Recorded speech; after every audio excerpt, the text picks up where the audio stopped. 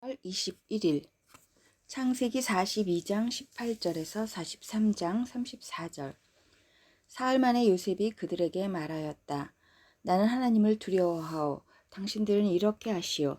그래야 살 수 있어. 당신들이 정직한 사람이면 당신들 형제 가운데서 한 사람만 여기에 갇혀 있고 나머지는 나가서 곡식을 가지고 돌아가서 집안 식구들이 허기를 면하도록 하시오. 그러나 당신들은 반드시 막내 아우를 나에게로 데리고 와야 하오. 그래야만 당신들의 말이 사실이라는 것을 증명할 수 있을 것이며 당신들이 죽음을 면할 것이오. 그들은 그렇게 하기로 하였다.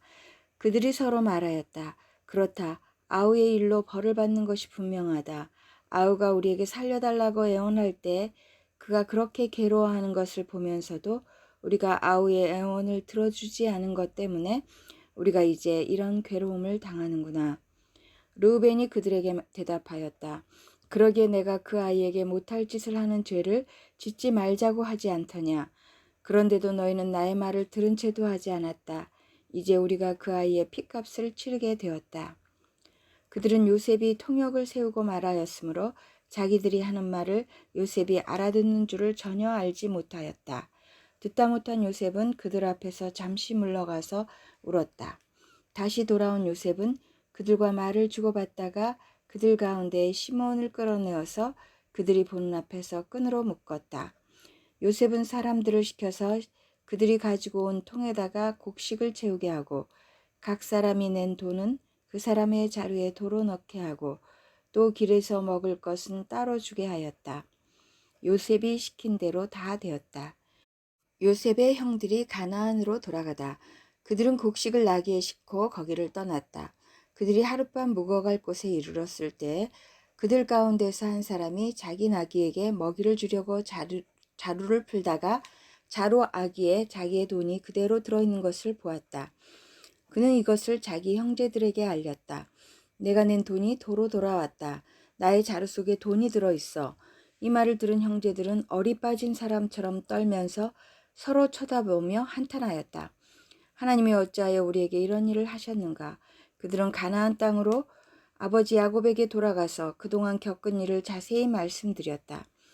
그 나라의 높으신 분이 우리를 보더니 엄하게 꾸짖고 우리를 그 나라를 엿보러간 첩자로 여기는 것입니다. 그래서 우리는 그에게 우리는 정직한 사람입니다. 우리는 첩자가 아닙니다. 우리는 모두 한 아버지의 자식들로서 12형제입니다. 하나는 잃고 또 막내는 가나안 땅에 우리 아버지와 함께 있습니다. 하고 말씀을 드렸습니다. 그랬더니 그 나라의 높으신 분이 우리에게 이르기를 어디 너희가 정말 정직한 사람들인지 내가 한번 알아보겠다. 너희 형제 가운데서 한 사람은 여기에 나와 함께 남아있고 나머지는 너희 집안 식구들이 굶지 않도록 곡식을 가지고 돌아가라. 그리고 너희 막내 아우를 나에게로 데리고 오너라. 그래야만 너희가 첩자가 아니고 정직한 사람이라는 것을 내가 알 수 있겠다. 그런 다음에야 내가 여기 잡아둔 너희 형제를 풀어주고 너희가 이 나라에 드나들면서 장사를 할 수 있게 하겠다 하였습니다. 그들은 자루를 비우다가 각 사람의 자루에 각자가 치른 그 돈꾸러미가 그대로 들어있는 것을 보았다. 그들과 그들의 아버지는 그 돈꾸러미를 보고서 모두들 겁이 났다. 아버지 야곱이 아들들에게 말하였다. 너희가 나의 아이들을 다 빼앗아 가는구나. 요셉을 잃었고 시므온도 잃었다. 그런데 이제 너희는 베냐민마저 빼앗아 가겠다는 거냐? 하나같이 다 나를 괴롭힐 뿐이구나. 르우벤이 아버지에게 말하였다. 제가 베냐민을 다시 아버지께로 데리고 오지 못한다면 저의 두 아들을 죽이셔도 좋습니다. 막내를 저에게 맡겨주십시오. 제가 반드시 아버지께로 다시 데리고 오겠습니다. 야곱이 말하였다. 막내를 너희와 함께 그리로 보낼 수는 없다. 그 아이의 형은 죽고 그 아이만 홀로 남았는데 그 아이가 너희와 같이 갔다가 또 무슨 변을 당하기라도 하면 어찌하겠느냐. 너희는 백발이 성성한 이 늙은 아버지가 슬퍼하며 죽어서 스올로 내려가는 꼴을 보겠다는 거냐? 43장. 형들이 베냐민을 데리고 이집트로 가다. 그 땅의 기근이 더욱 심해갔다. 그들이 이집트에서 가지고 온 곡식이 다 떨어졌을 때 아버지가 아들들에게 말하였다. 다시 가서 먹거리를 조금 더 사오너라. 유다가 아버지에게 말하였다. 그 사람이 우리에게 엄하게 경고하면서 너희가 막내 아우를 데리고 오지 않으면 다시는 나의 얼굴을 못 볼 것이다 하고 말하였습니다.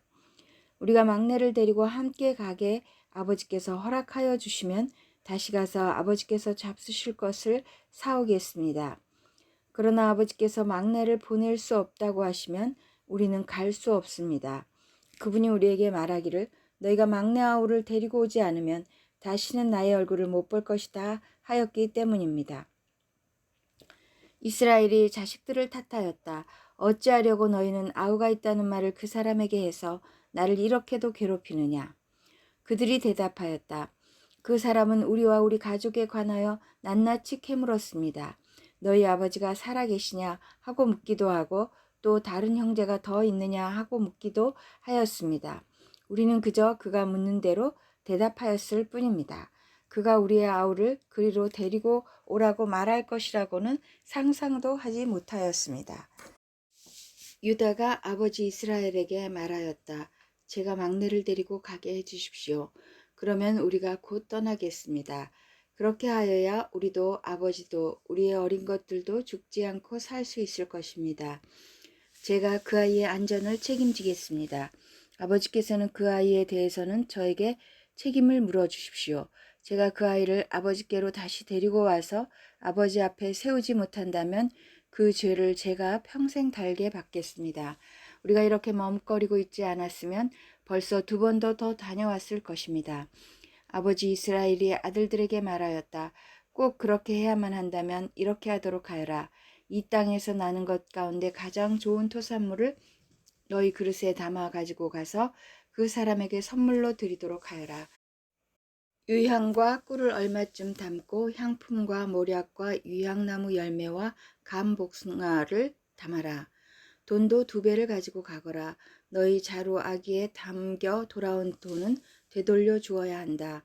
아마도 그것은 실수였을 것이다. 너희 아우를 데리고 어서 그 사람에게로 가거라.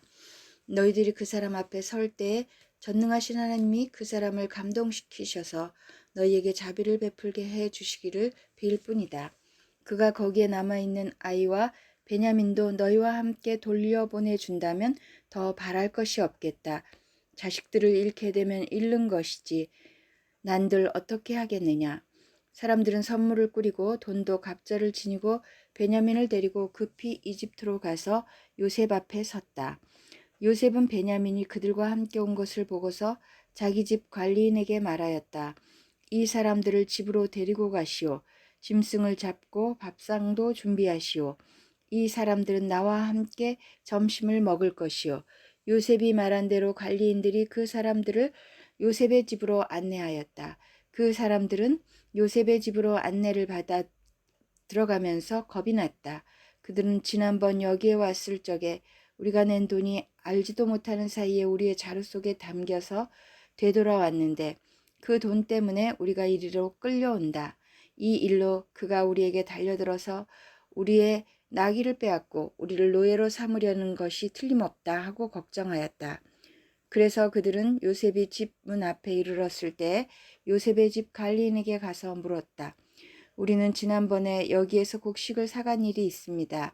하룻밤 묵어갈 곳에 이르러서 자루를 풀다가 우리가 치른 돈이 액수 그대로 우리 각자의 자루 아기 안에 고스란히 들어있는 것을 보았습니다. 그래서 우리가 그것을 다시 가지고 왔습니다. 또 우리는 곡식을 살 돈도 따로 더 가지고 왔습니다. 우리는 누가 그 돈을 우리의 자루 속에 넣었는지 모릅니다. 그 관리인이 말하였다. 그동안 별거 없으셨습니까? 걱정하지 마십시오. 댁들을 보호하시는 하나님, 댁들의 조상을 돌보신 하나님, 그 하나님이 그 자루에 보물을 넣어주신 것입니다. 나는 댁들이 낸 돈을 받았습니다. 이렇게 말하면서 관리인은 시몬을 그들에게로 데리고 왔다. 관리인은 그 사람들을 요셉의 집안으로 안내하고서 발 씻을 물도 주고 그들이 끌고 온 나귀에게도 먹이를 주었다. 그들은 거기에서 점심을 먹게 된다는 말을 들었으므로 정오에 올 요셉을 기다리면서 장만해온 선물을 정돈하고 있었다. 요셉이 집으로 오니 그들은 집 안으로 가지고 들어온 선물을 요셉 앞에 내놓고 땅에 엎드려 절을 하였다. 요셉은 그들이 안부를 묻고 난 다음에 전에 그대들이 나에게 말한 그 연세 많으신 아버지도 안녕하시오? 그분이 아직도 살아계시오? 하고 물었다. 그들은 총리 어른의 종인 소인들의 아버지는 지금도 살아있고 평안합니다. 하고 대답하면서 몸을 굽혀서 절을 하였다. 요셉이 둘러보다가 자기의 친어머니의 아들, 친동생 베냐민을 보면서 이 아이가 지난번에 그대들이 나에게 말한 바로 그 막내아오요? 하고 물었다. 그러면서 그는 귀엽구나. 하나님이 너에게 복 주시기를 빈다 하고 말하였다.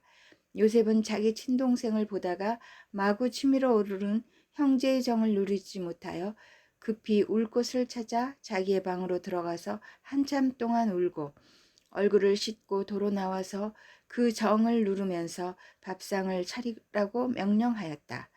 밥상을 차리는 사람들은 요셉에게 상을 따로 차려서 올리고 그의 형제들에게도 따로 차리고 요셉의 집에서 먹고 사는 이집트 사람들에게도 따로 차렸다. 이집트 사람들은 히브리 사람들과 같은 상에서 먹으면 부정을 탄다고 생각하기 때문에 상을 같이 차리지 않은 것이다. 요셉의 형제들은 안내를 받아가며 요셉 앞에 앉았는데 앉고 보니 맏아들로부터 막내 아들에 이르기까지 나이 순서를 따라서 앉게 되었다. 그 사람들은 어리둥절하면서 서로 쳐다보았다. 각 사람이 먹을 것은 요셉의 상에서 날라다 주었는데 베냐민에게는 다른 사람보다 5몫이나 더 주었다. 그들은 요셉과 함께 취하도록 마셨다. 마태복음 13장 47절에서 14장 12절. 세 가지 비유. 하늘나라는 밭에 숨겨놓은 보물과 같다. 어떤 사람이 그것을 발견하면 제자리에 숨겨두고 기뻐하며 집에 돌아가서는 가진 것을 다 팔아서 그 밭을 산다. 또 하늘나라는 좋은 진주를 구하는 상인과 같다. 그가 값진 진주 하나를 발견하면 가서 가진 것을 다 팔아서 그것을 산다. 또 하늘나라는 바다에 그물을 던져서 온갖 고기를 잡아 올리는 것과 같다. 그물이 가득 차면 해변에 끌어올려 놓고 앉아서 좋은 것들은 그릇에 담고 나쁜 것들은 내버린다. 세상 끝날에도 이렇게 할 것이다. 천사들이 와서 의인들 사이에서 악한 자들을 가려내서 그들을 불 아궁이에 쳐넣을 것이니 그들은 거기서 울며 이를 갈 것이다. 새 것과 낡은 것. 예수께서 제자들에게 너희가 이것들을 모두 깨달았느냐 하고 물으시니 그들이 예 하고 대답하였다. 예수께서 그들에게 말씀하셨다. 그러므로 하늘나라를 위하여 훈련을 받은 율법학자는 누구나 자기 곳간에서 새 것과 낡은 것을 꺼내는 집주인과 같다. 예수께서 이 비유들을 말씀하신 뒤에 그곳을 떠나셨다. 고향 나사렛에서 배척을 받으시다. 예수께서 자기 고향에 가셔서 회당에서 사람들을 가르치셨다. 사람들은 놀라서 말하였다. 이 사람이 어디에서 이런 지혜와 그 놀라운 능력을 얻었을까? 이 사람은 목수의 아들이 아닌가? 그의 어머니는 마리아라고 하는 분이 아닌가? 그의 아우들은 야고보와 요셉과 시몬과 유다가 아닌가? 또 그의 누이들은 모두 우리와 같이 살고 있지 않은가? 그런데 이 사람이 이 모든 것을 어디에서 얻었을까? 그래서 그들은 예수를 달갑지 않게 여겼다. 예수께서 그들에게 말씀하셨다. 예언자는 자기 고향과 자기 집 밖에서는 존경을 받지 않는 법이 없다. 예수께서는 그들이 믿지 않음 때문에 거기서는 기적을 많이 행하지 않으셨다. 14장. 세례 요한이 죽임을 당하다. 그 무렵에 분봉왕 헤롯이 예수의 소문을 듣고서 자기 신하들에게 말하였다. 이 사람은 세례자 요한이다. 그가 죽은 사람들 가운데서 살아났다. 그 때문에 그가 이런 놀라운 능력을 발휘하는 것이다. 헤롯은 일찍이 자기 동생 빌립의 아내 헤로디아의 일 때문에 요셉을 붙잡아다가 묶어서 감옥에 가둔 일이 있었다. 그것은 요한이 헤롯에게 그 여자를 차지하는 것은 옳지 않습니다 하고 여러 차례 말하였기 때문이다. 그래서 헤롯은 요한을 죽이려고 하였으나 민중이 두려워서 그렇게 하지 못하였다. 그것은 그들이 요한을 예언자로 여기고 있었기 때문이다. 그런데 마침 헤롯의 생일에 헤로디아의 딸이 손님들 앞에서 춤을 추어서 헤롯을 즐겁게 해주었다. 그리하여 헤롯은 그 소녀에게 청하는 것은 무엇이든지 주겠다고 맹세로서 약속하였다. 소녀는 자기 어머니가 시키는 대로 말하였다. 세례자 요한의 머리를 쟁반에 담아서 이리로 가져다 주십시오. 왕은 마음이 괴로웠지만 이미 맹세를 하였고 또 손님들이 보고 있는 앞이므로 그렇게 해 주라는 명령을 내리게 되었다. 그래서 그는 사람을 보내서 감옥에서 요한의 목을 베게 하였다. 그 머리를 쟁반에 담아서 가져다가 소녀에게 주니 소녀는 그것을 자기 어머니에게 가져갔다.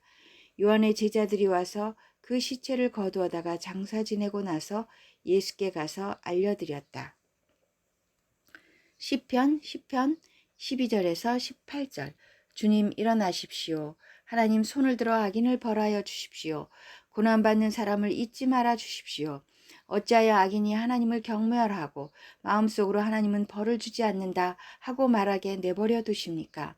주님께서는 학대하는 자의 포악함과 학대받는 자의 억울함을 살피시고 손수 갚아주려 하시니 가련한 사람이 주님께 의지합니다.